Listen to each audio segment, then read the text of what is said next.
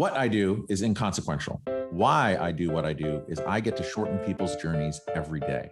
What I love about our hospitality industry is that it's our mission to make people feel cared for while on their journeys. Together, we'll explore what hospitality means in the built environment, in business, and in our daily lives. I'm Dan Ryan, and this is Defining Hospitality.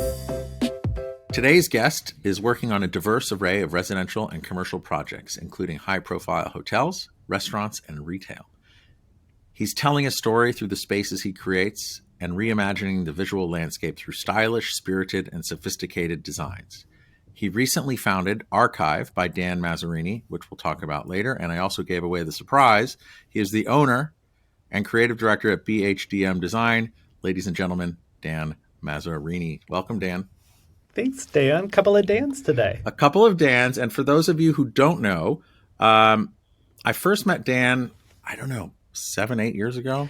It was at least 7 or 8 years ago. At 1201 Broadway, I had an office down this little hallway.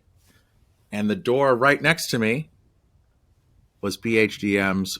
I assume that was your first office, right? Yeah, pretty much our first world headquarters. So, yeah. Wow. And we treated that floor pretty much like a dorm, didn't we? We definitely did. There was a lot of shared fun, shared drama, but really good shared times. Shared cocktails eventually. Really. Yeah, shared cocktails. But I also remember that whole building and that it's crazy to think now that building, 1201 Broadway, is sandwiched between the Virgin to the north and the Ritz Carlton to the south. And I remember when I first moved in there, I signed the lease. They took my deposit, and I went upstairs. I had this clear view west across Manhattan to the Eventi Hotel. Yeah. And down below, there was a parking lot. And then as soon as, the day after I moved in, the parking lot was torn up. I'm like, what are they doing? And they built a freaking building right in my, really, the only window. Yeah. We did the same, except that we rented what was, I'm sure, just storage space in the building. And, I love to do a project with a roll of duct tape. And we were like, we can polish this up. And we, like you, looked at the parking garage until they tore it down and excavated for the Ritz, at which point I was like, I think we're out because we'll never see the sun again. So great looking hotel, better door than a window, right? Oh my God. Yes. And do you remember how jarring it was when we were getting it from the west and the south sides of those pile drivers for all the site and foundation work? It was like, I remember my teeth were shaking for days.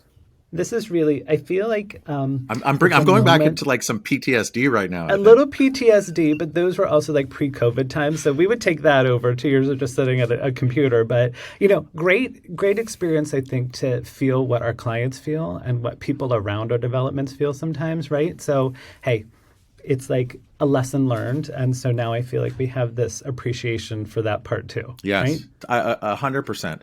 And so speaking of appreciation, you, like so many of my guests, I'm just so grateful that I'm able to steal some of your time here and share your story with everyone. And before we get into it, the first question I always ask everyone is, what does hospitality mean to you, or how do you define hospitality, Dan? Yeah, it's a great question. I knew you were going to ask this question. I think my definition is pretty simple. I think it's really about two small things. One is anticipating needs, right? And the second is exceeding expectations. And I think it's kind of as simple as that. We can get into, how you feel when you walk in and all the touch points that go into hospitality. But really, we are here as designers and developers and everyone to anticipate the needs of guests, sometimes even the needs they don't even know that they need, and then to exceed their expectations with the product. I think without that, what else are we doing here, right? 100%. And again, what I've found is that there's not a black and white binary definition, right? It's nebulous, but a lot of it is it's putting others first, right? So you're 100% correct in your definition. And the more I learn about it, I'm beginning to not even know what the definition is anymore. But it's cool. It lives in this Venn diagram of all these overlapping ideas, and then it when you feel it. Yeah, but I think the longer I'm in the design field, the more it very clearly is a service field, right? Like to our clients, to our vendors, to our teams and our staff. And I think in this instance, in hospitality, it's always about the end user too, right? So I feel like this notion of trying to, yes, I love to tell a story and I love a narrative, and I think that always defines the big picture to the smallest detail. But if we're not thinking about user experience and what people are really going to be doing there, where they're coming from, how tired they are, how excited they are, how do we anticipate those things? And then how do we design an answer that exceeds what people are hoping something would be? So I completely agree. And I want to so if we were to just kind of sit with that idea of anticipation and thinking about your journey, BHDM has been open and doing business for 10 years plus or minus. When is your birthday? 10 years. It was this past August officially. So we're just over 10 years old. Yeah. Wow. So congratulations. That's quite a milestone. And for those of you who don't know, most businesses tend to fail in their first year or two. So a hooray to taking that entrepreneurial step and being on this decade-long journey. What I'm intrigued about is you used to work in retail designing stores, correct? Yeah. For Ralph Lauren. For a number of people. I mean, I graduated from Miami University in 2003 in Oxford, Ohio. I would say Midwestern at heart, kind of grew up in Pittsburgh, went to school in Ohio, but New York was calling. And so all my friends went to Chicago. I ended up taking a right turn to New York. But it was a time when people weren't hiring. Like the economy was not great. We were rebounding from 2001. And I did a number of informational interviews, like over a cocktail a different day. So many funny stories with people in the business now. They're like, I didn't meet you. And I'm like, we did meet 100 years ago. But I had one job offer, and it was from this company called Kramer Design Group. Robin Kramer and Philip Rosenswag at the time headed up the business. And I met with them. They asked to keep my portfolio. And I was like, no, I have other interviews. You can't keep it. But I came back later in the afternoon, and they sat me down in their conference room and said, we don't have a job, but we like your work. And we think that, we'd like to make a space for you here. And so I took the one job offer I had at a branding and retail design company. And I think like a lot of first jobs for people, I started in not really having a project to work on. So I did a little bit of everything and like kind of a lot of nothing, but was always busy there. And within the first 6 months, like I would be the first in, I would be the last out. I would do whatever they needed me to do and try to exceed expectations. And within 6 months, my boss came to me and said, we have a client coming in who has investors, and we're going to help them kind of launch the brand. His name is Michael Kors. And so at 23, I ended up designing the launch of the Michael Kors brand. And it was a real baptism by fire. Wow. Because we went from 2 stores to 1,500 stores in about 18 months. And that was back in like the heyday of wholesale. So we were working with Macy's and Bloomingdale's and everybody. But it was, I remember, Dan, like I was sketching. I'm a hand drawer. I'm like all these beautiful programs. I'm like, I'm a cusper. I kind of work analog. And so I'd be sketching, and they would just take the drawings from under my hand, scan them, and send them to the millworker. And the next day I'd get back shop drawings. It was this total roller coaster, but a really fun baptism by fire. And that's sort of how I got to New York, how I got a first job, and then like how it kind of all started. So that was back in the day. Wow. And every vendor you've worked with since then turns their shop drawings around in one day. It was a different moment in time, I think. But, it definitely taught me like the whole circle of life for all these projects. And I think more than that, the fact of like how many sets of hands go into making a project successful. Like there's no way at 23 I would have known anything about anything. But I could draw it and I could think about it. And so there's some vendors. I mean, I got a special list I go to for the one-day turnaround, but yeah, pretty miraculous, right? Oh, wow. That's unreal. And to just also think about the scale, going from 2 stores to 1,500 over how long? 2 years? It was honestly, the launch was about 6 months, like from design to the beginning of the launch. And then it was like 1,500 stores in about 18 months. And this would be like anything from a flagship at Herald Square to, a 200 square foot accessory shop in Pataskala, Ohio. But we did it all. So it was kind of nutty. I mean, really, really fun. That is just unbelievable speed and scale to market. That's unreal. And most of them how many were of those 1,500 were standalone stores, and how many were of pods within a larger department store? Almost all of them were drop shops or flagship stores at department stores, but that was how those businesses were launching then. And I think as far as working in retail then, and then from Michael, worked with a bunch of different brands, launched a line for Jennifer Lopez, launched Waterworks Studio, and helped them think through that back in the day. Worked with Movado Watches and Shiseido Cosmetics and all these different kind of scales and parts of the business.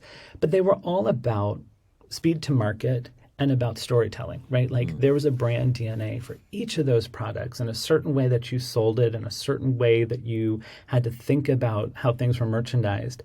And so while that wasn't hospitality, it was an incredible foundation for storytelling, for detailing, for thinking about things quickly and in section, and figuring out how things are made. So it was kind of a nutty thing. Lots of shop in shops, as we say. Yeah. Well, I'll push back on you there, because on the speed to market and the storytelling, even though that totally resonates with me as far as the hospitality world as well. Yeah. Maybe it's not going from 2 to 1,500 in 18 months, but the faster that we can open our hotels, the faster the rents bump and the faster the returns are to shareholders and satisfied guests as well. Yeah. So, and I guess that transition or speed bump or scene change from retail to starting your own company and going into hospitality, restaurants, hotels, bars, and all things in between, how did you take that first step? Because I know I get a lot of feedback on the show, and a lot of them were like, oh my gosh, thank you for sharing that story, because I've been thinking about taking that entrepreneurial step. What was your mindset as you did that? Yeah. So there was a step between Kramer and BHDM, and that was a 6-year stint at Ralph Lauren. And I was in store design there, sort of at an apex of Ralph Lauren history. It was the 40th anniversary. They were buying back all their licensed businesses. And so I ended up spending 3 years back and forth to Asia with the licensees I knew from Michael, and then 3 years in Europe kind of doing the stores there. And it was a total, almost 180 to the experience with the prior brands, which was design everything. And Ralph, such a big machine, it was design your piece, which was decorative. So it was artwork, and it was all the knickknacks and all the accessories and mannequins. And I always say, if you shook a store, whatever would fall out, that was the stuff I bought, right? And why that transition was important, I think, was it really, yes, I could tell a story. Yes, I could think quickly. But it was about a refinement of the craft, of decorative, of how every part and piece is as important as the big picture plan. And so your question about what was the transition from one to the other, Ralph Lauren, even with all the travel I did, even with all the work I did, the team I ran, I'm going to say the thing people don't want to hear. I moonlit. I did freelance work. I started answering Craigslist ads, which is not a dirty thing. It sounds dirty now, but there were people at the time. Remember Trading Spaces back in the day? I mean, it's the precursor to all HGTV, I think. I was answering ads to help people with their apartments on the weekends in the Bronx or in Brooklyn or wherever. So I was working around the clock, and in so doing, had a reputation in retail for sure, but also was garnering these clients. And while at Ralph, somebody knew I was there and asked me to help with the restaurant. And so I did that. That project was called The Lion on 9th Street. And then I was actually on the beach one summer and talking to this guy. And he was like, what are you doing at design? And he's like, what are you working on? And I said, I work here, but I did this restaurant. And he was like, oh my God, I know that restaurant. I love it. I have a hotel in Miami. You have to do it. Well, you heard this kind of magical story before. And I was like, that sounds great. Here's my number. Give me a call. And he did. And within a week, I was on a flight to Miami, and I booked our first hotel. And so suddenly I'm working a full-time job and I've got this like kind of full-time roster of freelance clients. And I was always nervous. This is a long story, but I'm going to give you the punchline. I was always nervous because I like certainty. I think as a business person to control situations, as much control as I can have. That's the amount of security that I feel. And so Brian, who was my client at the time, asked me the same question. He's like, when are you going to start the business? And I was like, I'm afraid. And he gave me great advice. He said, you know what? You can be afraid, but what's the worst that happens? You don't get any clients and you don't make any money. And I was like, yeah, that's pretty fucking bad, Brian. Like, yeah. And he's like, you know what you'll do? You'll get another job. And it was kind of this light bulb moment where I was like, things are transferable. If you're a hustler, like you're going to get a job done. And so I took the leap. I gave a long bandwidth exit from Ralph Lauren and I picked up all these things. And what was incredible, Dan, was once I told people I was leaving and I told these other people I was full time, both sides were like, that's great because we have more work for you here. And like that makes more bandwidth for other people at Ralph Lauren too. So, it was a kind of cuckoo thing, but I needed the nudge from a client to tell me and give me the confidence it was time to do it. What was the first hotel? It was called Lord's South Beach, and it was a little deco project. I think it was like 120 rooms on Collins and 11th. And it was owned by one guy, and my client came in and was like, we're going to zhuzh it and for like Art Basel and do a thing. It was actually to be a gay branded hotel. Oh, called Lords, or was it Lords? So isn't that ironic? I mean, really, yeah. And it was fun. It was like this total budget project. Like I remember, like I'll show you pictures of it, but I remember designing this, and our narrative was poolside chic, whatever that meant, and we did all this fun stuff, and we did carpets, and we did paint, and I put like stickers above the bed because we couldn't afford framed art. And at the end of it, I was like the young entrepreneur. I remember we ended up repainting furniture in one of their like little cabanas. And so there was paint all over the floor. And one day I was like scrubbing the floor with turpentine because that was my job. That was my job, right? Yeah. I almost passed out. And that's when I like walked out. I was like, okay, I think there's limits to what we need to do to be scrappy here. Totally. But it was a great project, and it was super fun, and it was our first hotel, and gratefully Hospitality Design gave us the nod for Mid-Scale Hotel of the Year that year. And I was like, okay, we don't know anything. I'm not a trained hotel designer, which I think is a fun thing for people to hear sometimes. But I think what that project taught me is if you think about the user, if you try to anticipate what they're looking for, and then if you exceed their expectations, the outcome has to be good, right? Like, and so it kind of told me, like, learn what you got to learn, apply your knowledge to the rest from what you've known from your career to date. And that was really how we started to take on hospitality work. And then, get a little high huffing turpentine along the way. Oh, my God. I tell that story and people are like, that doesn't sound safe. I was like, it really does not sound safe. Oh, man, that's tough. But, we all, and that's, on that entrepreneurial journey, you just do whatever it takes to get there or die trying. I want to. This story had a happier ending. Yeah. Right? Well, yeah. I'm very happy for you and for your success and journey.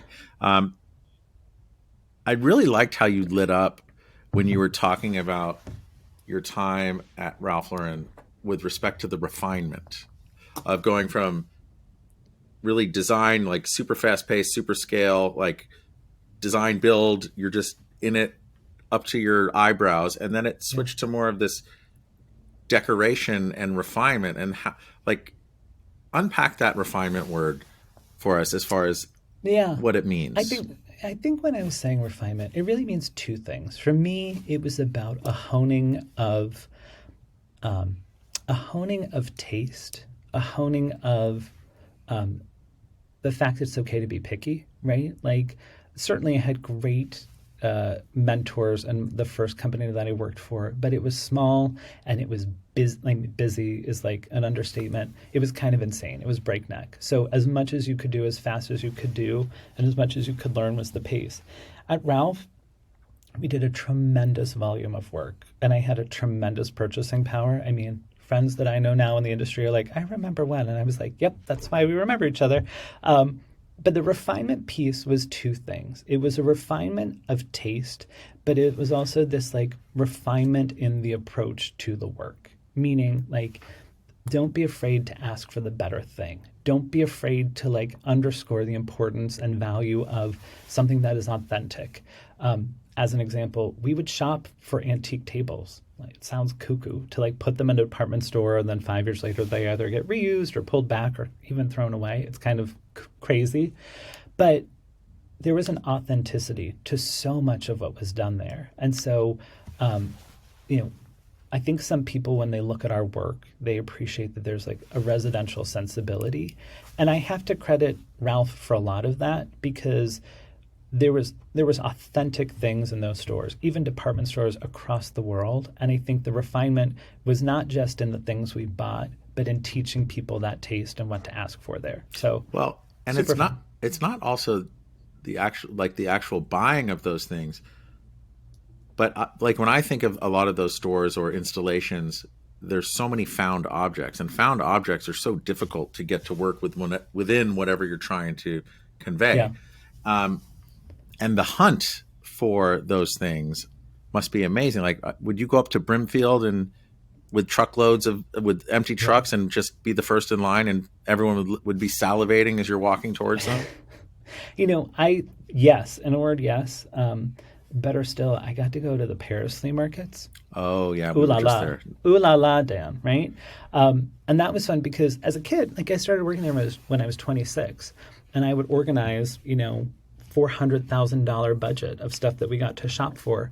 And nobody knew how I was the first trip, but we would do a loop. And I would kind of eye everything. And by the second loop, I was going in and being like, we'll take those 6 tables and those 100 lights. And do you have more of these? And all of a sudden people were like, everybody calls around and be like, Ralph Lauren is coming.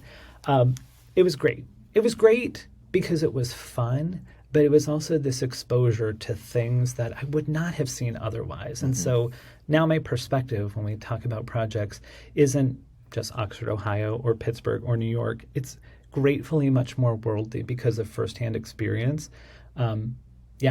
Just incredible. So I think about going to the Paris flea market or to Brimfield, or my wife loves hunting for things, right? That's her jam. And yeah. I really don't like it. I just find it overwhelming. I don't know where to start. You can tell her to call me. I'm happy to go. Well, as I'm talking to you, I'm like, I think I may have found her soulmate in you, in that the strategy that you must have to go through, like when I see all that, I just see a whole bunch of noise. Like I don't know what to do. It really, really, really freaks me out. What were your strategies to get everything organized and like kind of shut down that noise and really stay on a mission? It always was a mission. That's a great word for it. But we would print our floor plans. We would highlight stuff. I would have things dimensioned, and then I'd have a list, right? And sometimes we would be shopping for, this was a moment when Ralph had, I think there were 16 distinct brands. Mm. So it was like kids, and then Layette, and then like men's purple, blue, black, blah, blah, blah. Like it's a different thing now, but and everything had a different look. And so I would categorize it all and be like, we're looking for purple label this, and blue label this, and this shop is modern, and this shop is country. And one of my super talents is I have like a crazy visual memory. If I see it, I remember it, right? So once I did all this stuff, I was like, oh, we need 13 tables and I need 6 of them to be wood. And like this is why I'm good to shop with. I just kind of remember. So now, I forget what the show was, Dan. I want to say it was like Wheel of Fortune, like back in the day where like your head would be in the corner and you'd go around the prize room and like pick the stuff. Do you know what I'm talking about? No. You can imagine it, right? I can imagine. I'm imagining it, yeah. Right. Callers, please let us know what that show is. Yes. That would be great.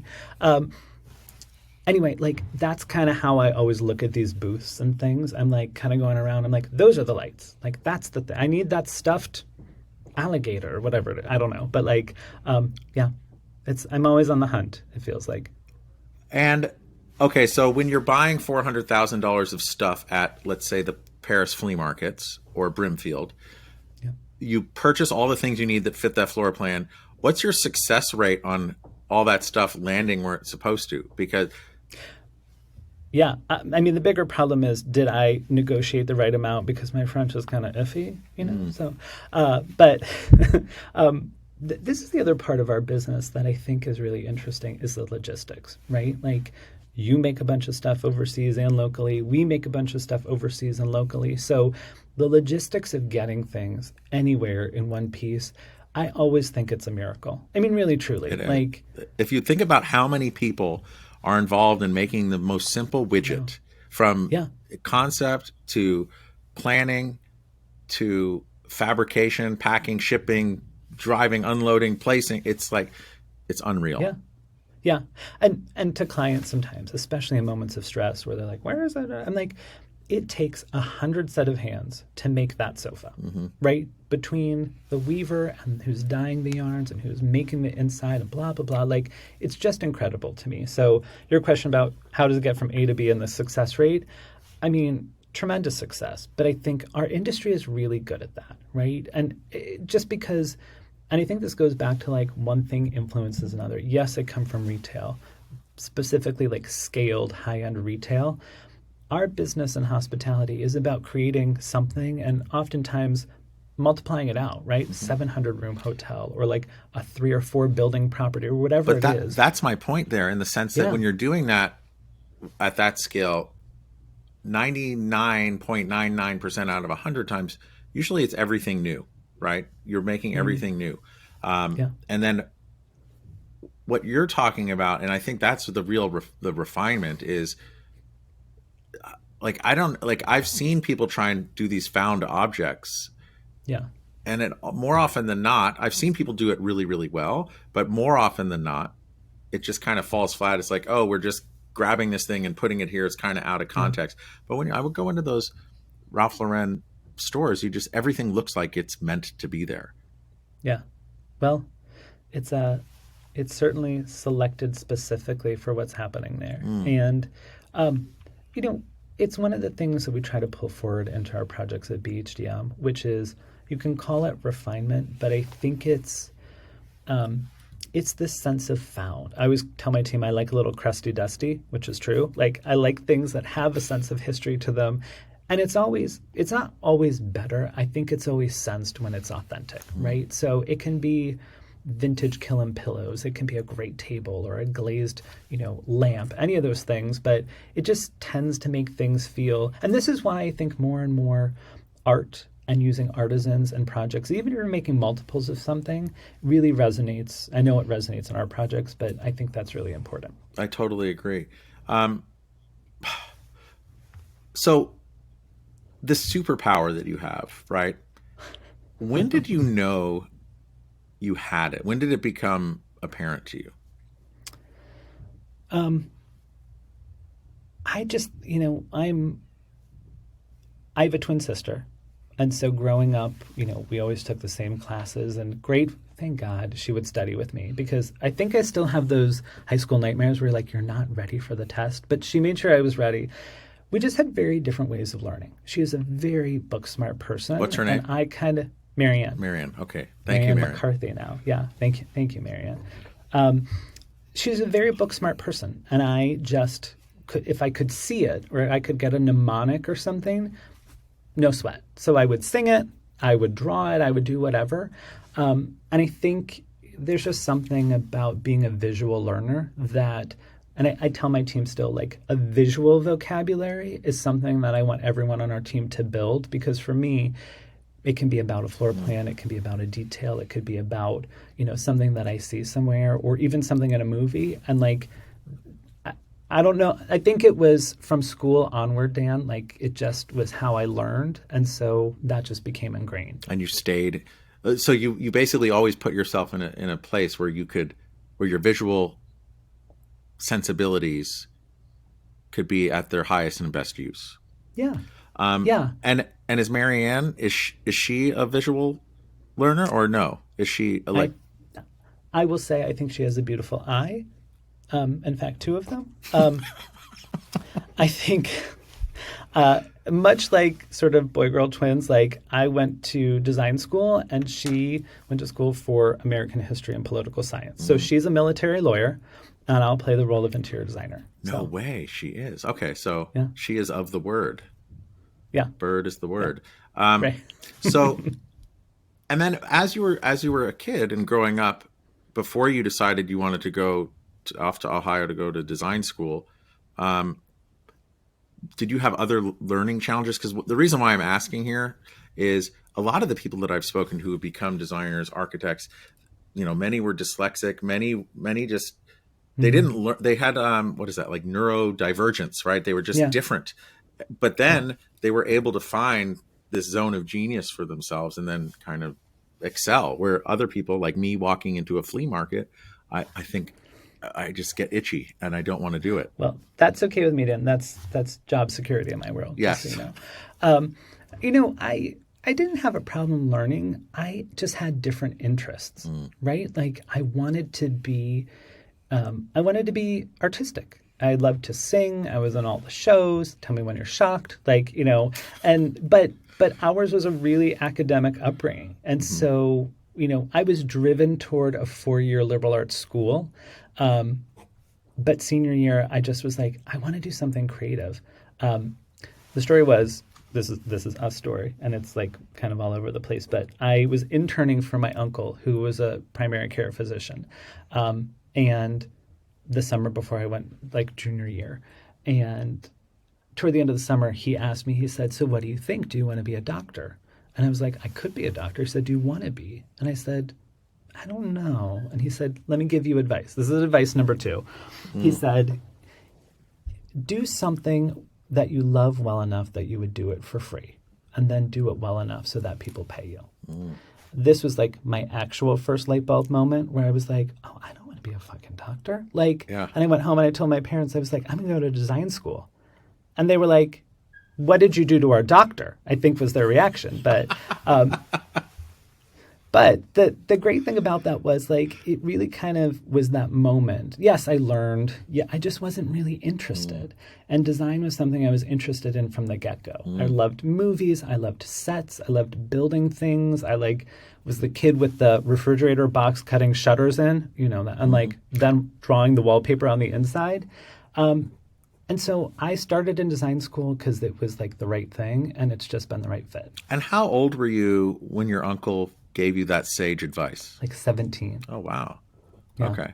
And so then you totally changed your whole direction, or that was a light bulb that helped put you onto that path. Yeah. I mean, liberal arts was still the direction. I wanted to go to Parsons. My parents were like, not the big city. And so I ended up going to school in Ohio. Where did you grow up? Pittsburgh. Okay. That's it's kind of a big city-ish. Yeah. I mean, New York's a little bigger. Yeah, a little bit. So, just a touch. but I went to school for interior design at a 4-year liberal arts school. And again, the universe has been really, really good to me. I didn't know that this was the marriage of things that I needed, but to go to an actual interiors program where there was studio every year for 4 years, moment in time, incredible professors, the best friends I've ever met. But I came out of it with not just design, but at least exposure to business and marketing. Yeah. And that's a huge business school there. And so I think to be around that has certainly influenced not just my interest in the business side of our business, but how I think about, how I talk about our work when I have to go sell it. Okay, so on the selling side and thinking about putting it out there, it's making me want to go back to your favorite shows you were in high school. What was which performance and which part were you most proud of? So favorite show was Joseph, right? Oh. I think it should be almost every parent's favorite show too, because I think they can squeeze it into one act and you don't have to wait through intermission. Yeah. But so fun, so fun. It was and it was a year that I also got to help with the sets. So go figure. I liked both. My starring role was I played Ruben, the French brother. See, it all comes back to the Paris flea market. Who knew, right? Wow. It was just really fun. That was a great way. I think that was our senior year, so a great way to go out. Really fun. Okay. Awesome. So in talking to you, I'm also very struck, like, you're on this entrepreneurial journey. It's been 10 years. You've had success. You've built a great team. One of the things that I keep hearing you say is this idea of growth, right? Not necessarily from a bank account growth. Actually, not even necessarily at all. Not at all. You could put that in the universe too, Dan. Well, That's it's fine. in the universe, Yeah, but when I talk to you, it's more about growth of mindset, growth of experience. You must have said that word 20 times in a recent conversation. And so walk us through your vision of growth and what it means to you and your team. Yeah. Dan, you're a great interviewer. You're very insightful here. And I feel like, growth for me, as we've been talking today, and kind of for me to reflect back a little bit, I don't take lightly kind of it's with a lot of gratitude that I sit here today where I am, for the people who have helped me get here, for my incredible team, and for the clients that we've had. I think when I look back, I haven't always felt confident. And so for me, we actually talked as a senior team this year about a theme, and that is, it happens to be growth. And why that's important for me is, we want to always think better. Bigger isn't better, but we want to sort of expand how we think about our work as a team.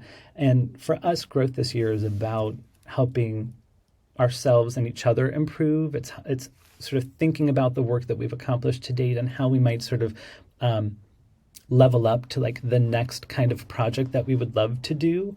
But it's really about helping our team to grow and mature and advance their sort of own creativity.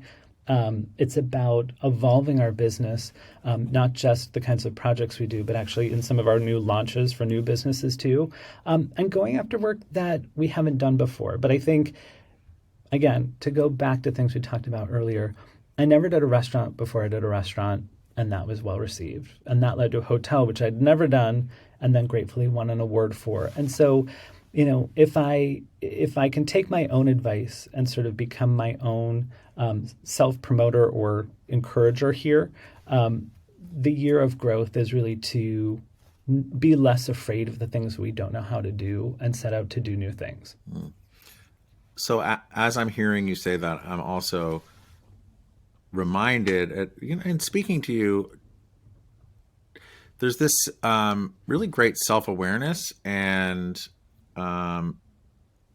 strategic vision, right, that I pick up from you, which many, many people do not have, and many, many business owners do not have. And you were moonlighting and kind of doing things on the side and then took the big leap. Have you always been like that and had that kind of perspective, or do you have like a coach that helps you kind of get focused on that? Because a lot of people don't take the time to clarify their vision and like their direction.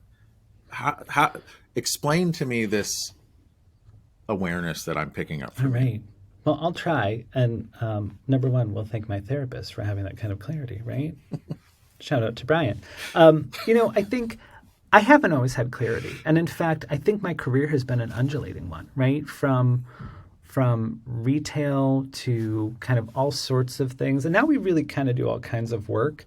One of the things I have always had awareness of is starting from yes, right? Starting from yes, like it can be a yes and. No, I'm not a comedian. We can improv, yeah. But it is like improv is a great sort of simile here, where my career has taken me in directions that I didn't think it would go, but I've always looked for the opportunity in them.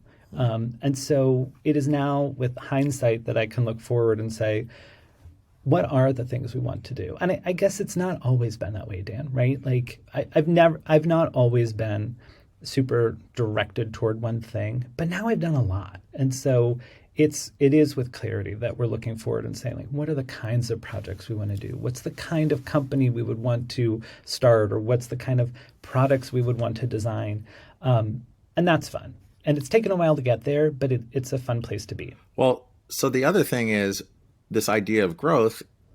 Okay, so I'm talking about your self-awareness and strategic vision, but if I remember earlier in our conversation, it also you were able to assemble your team and kind of I got the feeling you were spitballing these ideas, and then you all came up with it collectively, or they did, and you just, it all gelled around this plan forward. Yeah. Did Brian help you with that too? Brian is so many things. One of the things that's always served me in owning the business is I want to take on work that is exciting for me. And so, while I come from a world of retail rollouts, it was not the same every day, right? Lots of different kinds of companies, lots of different kinds of aesthetics, lots of different stories to tell. And so for us, rather than do just one kind of work, and I don't think it's ever just a hotel or just a restaurant, we do a lot of different kinds of things. I always say all of our projects are hospitality forward in how we approach them. It can be an office, it can be a startup, it can be healthcare, and we do all of those things. But what started in service to me, just because I wanted to stay interested, turns out is a real common denominator for lots of creatives. We want to do things that are different. We want to continue to learn and be challenged. And while it's great to hone skills within a certain kind of work, now I go after diverse work because I care about our team and I want to make sure that they are interested in the work that we're doing too. So to answer your question, yes, there has been strategic conversation with our senior team about where we want to go forward. But we love all opportunities that sort of jive with us being able to help a client kind of answer the question, looking for like a new creative vision on something. Awesome. So if you look back over your portfolio or catalog of past work, is there a project out there that, I've heard you say this idea of anticipation, experience, growth, exceeding expectations, huffing turpentine, just kidding. But this idea of refinement, if you were to think about all those different elements where like you would light up when you're talking about it, is there a project that recent or in the past, or even one coming up in the future, that you think exemplifies that and that you could just take us on a little visual journey through? Yeah. Gratefully, there's a bunch of those projects. The one I'll pick is a project that is still to be built. It needs to find a home now because it was just before COVID, but I think a great representation of how we think, how we sort of help think about what expectations may be and then how we exceed them. The project's called the Brian Paul Hotel. It was meant to be in Nashville, which is Music City, and so everything's got a little rock and roll sex appeal to it. But this was within collaboration with Wade Weissman, who's an architect out of Milwaukee, beautiful classical architect. And so he designed the shell of this building and the rough footprint. And it just was this awesome synergy where they brought us in and kind of handed us almost a blank plan and said, what do we do?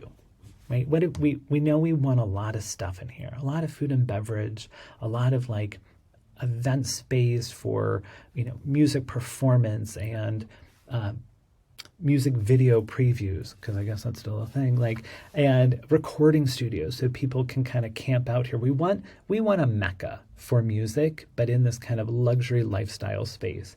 And so we took a new space, and I think this goes to authenticity or trying to make things feel authentic. And we applied this narrative of spaces that were uncovered, like they'd been there a long time. So this notion of excavation, spaces that we uncovered and kept raw, which was about preservation. And then the third bucket was kind of these discoverable jewel boxes in the space.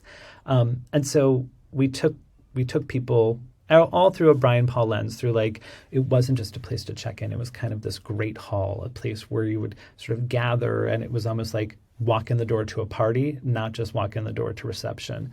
I think the main public space I was described coffee to cocktail, right? Bar in the round, but lots of different seating groups and lots of found furniture. This was the fun thing, is we were already talking to people who would provide vintage for this space, so it was going to have this great hand. They put on the plan at one point the library. And I was like, when people put a library on a plan, I'm like, show me your books. I'm like, we don't have any books. They're like, nobody has any books. We all read on our phone now. So, okay. But I said, well, what if you want a library? What if we do this as like an archival music library, where it's about vintage instruments and different pieces of writing, and this is also your work lounge. This was 5 years ago, but this is your work lounge. And you could find all of that at the Paris Flea Market and Brimfield. You could, but the thought was you'd sit at this communal table, right, next to your vintage megaphone, whatever it would be, and you'd plug into the table and you'd get archival sound on site that was recorded at the Brian Paul and could only be heard at the Brian Paul. And part of this was, I'm a cusper, meaning like I was born in an analog time and now we live in this digital world, and I kind of get both. But for me, we are in the business of building spaces for people to come together in and for people to experience physical sort of environments. And so ideas like that, where it's like you can only get it here, are ways to drive traffic and interest in an authentic way to say there's reason for you to be here and for us to be here together. So super fun project, kind of kooky, like really different look for us. It was very sort of rock and roll, gypsy den kind of thing. Really, really fun. And it's waiting to find a home. So anybody listening, the Brian Paul is waiting, but a really good example of narrative, of taking a new space and making it feel authentic. And I think applying all those things we talked about, like found objects and storytelling and all of that into a space. Awesome. And I think that's a really good transition into this refinement, found object kind of catalog of work that you've had in the past. Now you've started this other endeavor, archive. Sure. Like, why not? Yeah, right? Why not? The entrepreneurial ADD visual brain. Like, why? Well, I don't know if you have ADD, but I definitely do. But why? Why archive? Not to sound sort of flippant here, but ultimately it became like a why not, right? I think for years, and this was your opening, I have done retail. We do a lot of residential, single family, multifamily. Certainly we do hotels and restaurants, and like all this is hospitality forward.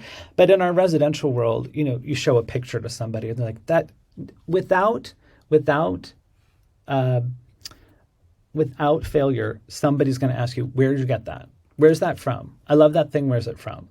And for me, working with brands for so many years, I feel like I've gratefully worked like a chameleon and sort of helped brands find their own DNA. And at a certain point, I was kind of like, I wonder if I have a look.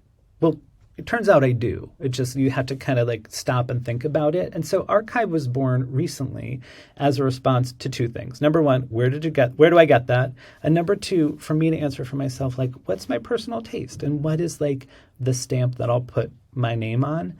And so Archive is our direct-to-consumer affiliate marketing website so far. And it's Archive by Dan Mazzarini. Archive by DM is the website.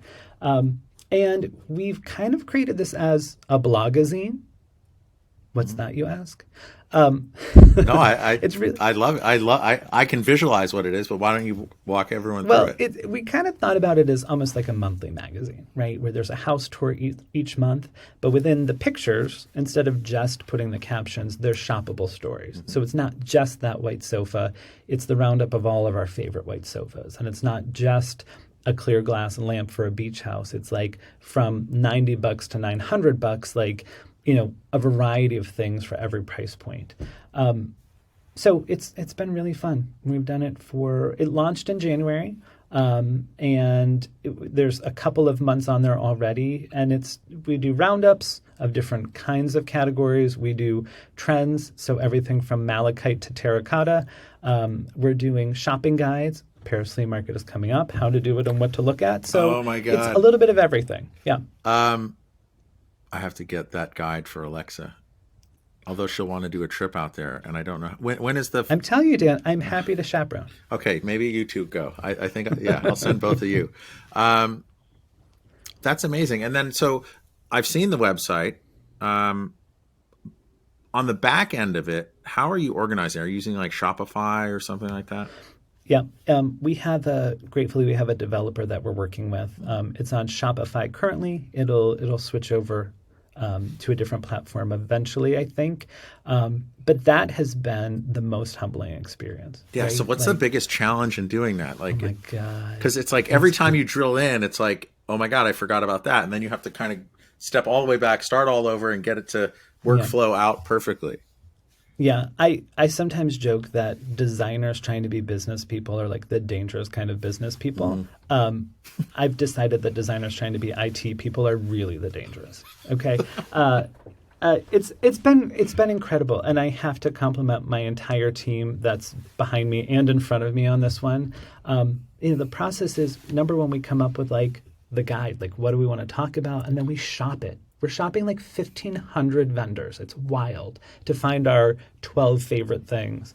And then it all gets uploaded, all this digital stuff. And it's like a whole rigmarole. And then you update it, and then you have to do it all over again. And you do it all over again every month. So it's basically, why build one company when you can build two, right? And this has been a very humbling experience. But ultimately really fun, because now I think we're probably about 5 months of content on here, and we're kind of getting our stride. Like, it turns out I'm the writer, I'm the voice of this thing, so I've written all these articles on it.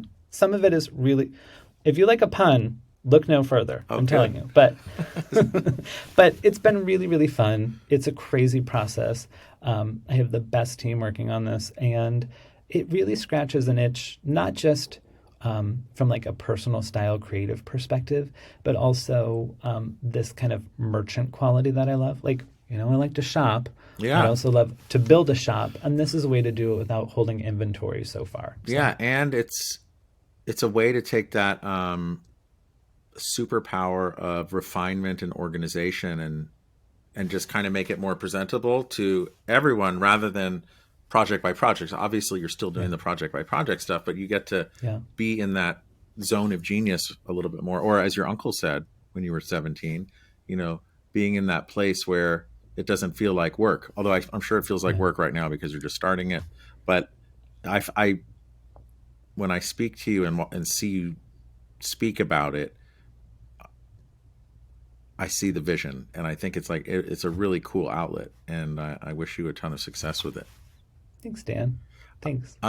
Tell your friends, as they say. Tell your friends. I will tell my friends, and we'll put all that in the show notes. So, aside from going to Paris with my wife to do the flea markets, if people wanted to learn more about you, where do they find you? How do they learn more about you? I mean, if they want to know more after this, God bless, right? No, social is a great way to get in touch. I'm at Dan Mazzarini. Our company is at BHDM Design, at Archive by Dan Mazzarini, and certainly visit archivebydm.com. Great. I'm actually, I have a zero inbox on Instagram. I have a zero inbox nowhere else in my life, but Instagram somehow I do. So okay, go figure. Great. Well, we'll put all that in the show notes because I'm sure people will want to learn more. Thank you so much for your time. This has been fantastic, and I know how busy you are with everything, but I'm supremely grateful that we got to do this. Well, I am so grateful to be invited, especially amongst you and all your very esteemed guests. It's really an honor. And I feel like someday we'll have to flip this around and I'll get to interview you, because everybody wants to know, why the heck did you start this? Because it's so awesome. Oh, yeah. Well, I'll bring my puns when that happens. I'll dust off my dictionary of dad jokes, and it will be amazing. All right. And then, so thank you. And I also want to thank all of the listeners. If this has changed your way of thinking about hospitality or designing for hospitality or designing for anything, please pass it along, and please follow, like, and subscribe, because we're all growing by word of mouth, and it is just amazing. Thank you. Thank you. Thank you.